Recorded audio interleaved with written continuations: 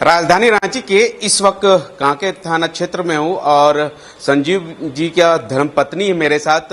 सारा कहानी उनसे जानने की कोशिश करेंगे। संजीव जी 8 साल के बाद जो है अब जो है जेल से बाहर निकल गए। उनको षड्यंत्र के तहत फंसाया गया था और षड्यंत्र के तहत चूंकि वो वहाँ के विधायक थे और हर मुद्दों को लेकर बहुत बुलंदियों से आवाज उठाते थे। मजदूरों के नेता थे, मजदूर मसीहा के जो हमारे बाबूजी थे उनके पुत्र हैं, जो रास्ते पे वो चले उन्हीं रास्ते पे चल रहे थे। इनका काफ़ी लोकप्रियता बढ़ रहा था और लोगों को घबराहट हो रही थी, क्योंकि उस समय 14 में 40-50 हजारों से इनकी जीत हुई थी, जिसको लेकर लोगों के घबराहट, लोगों ने एक प्लानिंग के तहत इनको फंसाया गया। बाकी कोई इसमें मकसद नहीं है, ये बिल्कुल निर्दोष थे और न्यायालय पे हम लोग का भरोसा था। आज नहीं तो कल न्याय मिलेगा, सो आज न्याय मिलेगा। 8 साल के बाद जेल से निकले, उसके बाद आप लोग मुलाकात करने के लिए जाते थे जेल परिसर में, क्या क्या कुछ बातें होती थी?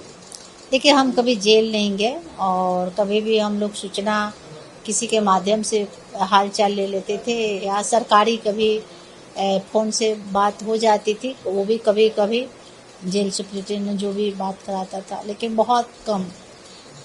और स्थिति ऐसी थी कि हम घर से बाहर निकले थे तो हमारे लिए तो बहुत बड़ी चुनौती थी और उस चुनौतियों को पार करते हुए आज 8 साल कैसे हम बिता दिए पता नहीं चला। इस 8 सालों में बहुत संघर्ष किए और संघर्ष का नतीजा है कि घर की महिला, घरेलू महिला आज विधायक के रूप में बैठी है, जिसका परिणाम है पूरी धनबाद की जनता हमारे साथ उस संघर्ष में, उस वैसे संकट के घड़ी में खड़ी रही, डटी रही, क्योंकि पूरे कोयलांचल की जनता जानती है कि ये विधायक जी निर्दोष हैं, उन्हें फंसाया गया। इस परिवार को ऐसे लोगों के अंदर छवि है जो सभी लोग चाहते हैं, उस सभी लोग जानते हैं। धनबाद में एक एक व्यक्ति जानता है, सारे लोग इस परिवार पे आस्था और विश्वास रखते हैं, क्योंकि हमारे बाबूजी जो काम किए हैं उसी रास्ते पे कि आज उनका पहचान है कि अपने परिवार को सिर्फ परिवार नहीं मानते, पूरे धनबाद की जनता के उनके परिवार थे और हर एक व्यक्ति पर उनका नज़र आता था और किसी पर आँच नहीं आने देते थे। उनकी ये बड़ी उपलब्धि थी, जिसका परिणाम है कि उनके बच्चे, उनके परिवार पे आज भी कोयलांचल की जनता, धनबाद की जनता विश्वास करती है।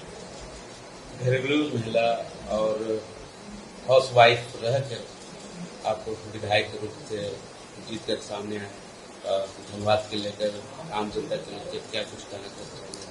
देखिए, कुछ हम घर से बाहर निकले, काफ़ी लोगों का सपोर्ट मिला, हिम्मत मिला, सभी लोगों ने मेरा साथ दिया, क्योंकि सभी लोग जान रहे थे कि एक यही परिवार है कि पूरे बुलंदियों के साथ धनबाद में आवाज़ उठा सकता है, बात रख सकता है और कोई भी व्यक्ति पर आँच नहीं आ सकता है। तो एक सिंह मेंशन परिवार है, इसीलिए मेरे साथ सारे लोग बुलंदियों के साथ खड़ा रहा और जिसका परिणाम है कि झरिया विधानसभा में 101 की लड़ाई थी, फिर भी आज देखिए हम भारी पड़े। तो इसका आप जीता जागता उदाहरण है कि वहाँ की जनता किसे पसंद करती, इससे ज़्यादा मुझे बताने की जरूरत नहीं है।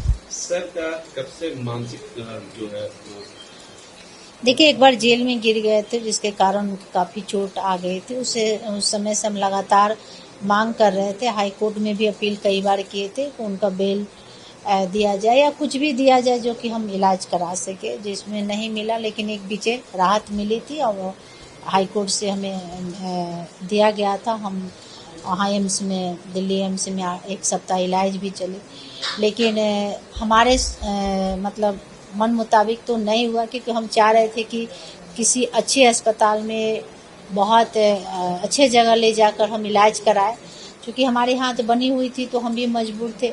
फिर वो वापस आ गए, कस्टडी में थे तो आ गए, तो जैसे तैसे यहीं पे रांची रिम्स में, कभी सरकारी में, इसी तरह काम चल रहा और आज जाकर निकले हैं। तो मेरा पहला प्राथमिकता है कि पहले उनको बाहर ले जाकर अच्छे से दिखाएं, इलाज करें। हाई कोर्ट का एक शर्त है कि जब तक सर मतलब धनबाद जो है नहीं जा पाएगा। नहीं, ऐसी कोई बात नहीं है। लोगों ने आप ही लोग का माध्यम से कुछ लोग अफवाह फैला दिया है। कुछ दायरा है, कुछ नियम है, न्यायालय का जो आदेश है उसको हम लोग पालन करेंगे, लेकिन इस आदेश को गलत तरीके से लोग बता रहा है। नियम ये है कि वो अभी ट्रायल चल रहा है, ट्रायल के समय जा सकते हैं, सिर्फ वहाँ रुकना नहीं है, फिर आकर वापस कहीं भी आप सिर्फ धनबाद को रात नहीं गुजारना है। फिर आप जब तक तो 14-15 तक ही चल रहा है, उसके बाद वो कभी भी आ सकते हैं। तो ऐसे भी ये नियम हमारे लिए लागू हो या ना हो वो बहुत बात है, क्योंकि आते तो भी हम पहले वहीं बाहर इलाज कराने के लिए जाते, तो ये बहुत बड़ी बात नहीं है। न्यायालय का जो आदेश है उसको हम लोग पालन करेंगे। मैम, बहुत चुनौती है, विधानसभा फर्स्ट बार आप गए हैं, बहुत चुनौती है धनबाद को लेकर या रांची शहर? कोई चुनौती नहीं है, पिछले 5 सालों से लगातार काम कर रहे हैं और हम लोग अपने लिए राजनीति नहीं करते हैं। पिछले 5 सालों में सत्ता में नहीं भी थे, विधायक नहीं भी थे, तो जो वैसे काम किए जो एक विधायक नहीं कर पाया। और हमारे विधानसभा में 5 साल लोग कंफ्यूजन में रहा कि यहाँ के विधायक कौन है। विधायक तो कभी लौका नहीं, क्योंकि वो अपना विकास में लगी हुई थी, लेकिन हम 5 साल अपना सेवा किए और विकास की ओर हम देखे कि क्या क्या हमारे क्षेत्र में विकास करना है। आज तो हम उसी के लिए लगे, चूंकि हमारी सरकार नहीं है तो उसमें भी हमारी हाथ बनी हुई है। फिर भी प्राथमिकता यही है कि हम लड़कर झगड़ कर अपने क्षेत्र के हर एक समस्या का निदान करें। अभी भी कायम रहेंगे कि अभी पति का इलाज में लगे रहेंगे? देखिए, ये हमारी एक अलग जिम्मेवारी है, एक अलग पार्ट है, राजनीतिक अलग पार्ट है, वो दोनों को हम निभाएंगे जैसे 8 सालों से हम निभाते आए। किस तरह से शायद आप अंदाजा नहीं लगा सकते हैं कि हम घर और बाहर कैसे संभालें, इसका हम बयान नहीं कर सकते, और किस किस परिस्थिति से हम गुजरे। इससे ज्यादा हम कुछ वो हमें मतलब आदत से पड़ गई है कि हम उसको हैंडल कैसे करना है। मैम, जब आपके पति जेल में थे तब आप एक सिंगल व्यक्ति महिला जो है शहर में, उसके बाद काफी मतलब प्रॉब्लम का सामना करना पड़ेगा। एक भी प्रॉब्लम सर मैम जिस तरह देखिए दिक्कत ही, चूंकि विधायक जी मतलब हमारे घर के एक गार्जियन के रूप में वही थे, और हर चीज मम्मी तो गार्जियन है ही, लेकिन मम्मी के बाद पूरा वही देखे, तो अचानक से मेरा आना मेरे लिए बहुत बड़ी चुनौती थी, ऐसी नहीं बात है। लेकिन वो लगातार हमको हिम्मत दिए, बाहर जाना चाहिए, हर पल का हर समय का लिए मतलब तैयार रहना चाहिए। मम्मी भी एक समय आया था कि परिस्थिति के साथ बाहर निकली थी, तो वही परिस्थिति में हम भी निकले। कोई मेरा शौक नहीं है, मेरा कोई मनकंछा नहीं है, भगवान इतना दिए हैं कि हम लोग आराम से घर में रहेंगे, खाएंगे पिएंगे, अच्छे से रहेंगे।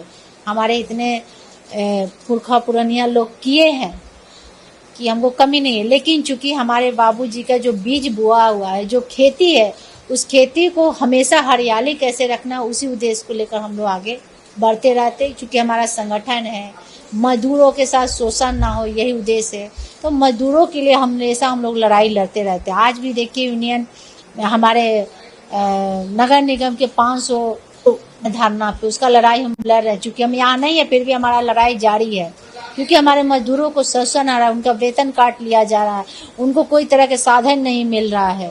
तो हम लोग कभी गरीबों के साथ अन्याय नहीं होने देंगे, ये मेरा उद्देश्य है। बिल्कुल, ये थे संजीव जी की धर्मपत्नी, यानी इनका कहना है कि साफ साफ कि गरीब तो तबके के लोगों को अत्याचार हम कभी होने नहीं देंगे, ना होगा। सहयोगी रवि के साथ मिरर मीडिया, मुर्शिद, रांची।